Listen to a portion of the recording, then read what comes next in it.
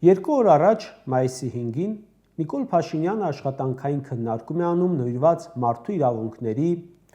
պաշտպանության ազգային ռազմավարությանը։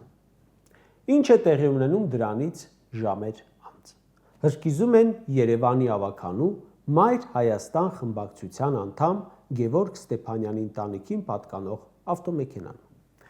Գևորգ Ստեփանյանը ավականու ակտիվ անդամ է։ Բացահայտում է ՔՊ-ի կոռուպցիան, ավտոմեքենան հրդեհում են։ Իշխանության կողմից ոչ մի արձագանք։ Ինչ է տեղի ունենում դրանից ժամեր անց։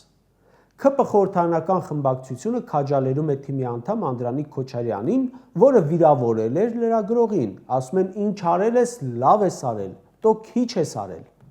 Մեկ օր առաջ կրկնում եմ, Նիկոլը ժողով էր արել մարդու իրավունքների մասին։ Ընդամենը մի շաբաթ առաջ ՔՊ-ական Զավենիչական պաշտոնյան 10 հոգով մարդ է ծեծել ուղիղ եթերի տակ։ Իշխանությունը չի պատժել, ասել է ում կուսակցության անդամ է, գնդակը նրանց դաշտում է։ Հետո նույն իշխանությունը մարդու իրավունքների ռազմավարություն է քննարկում ու շեշտում են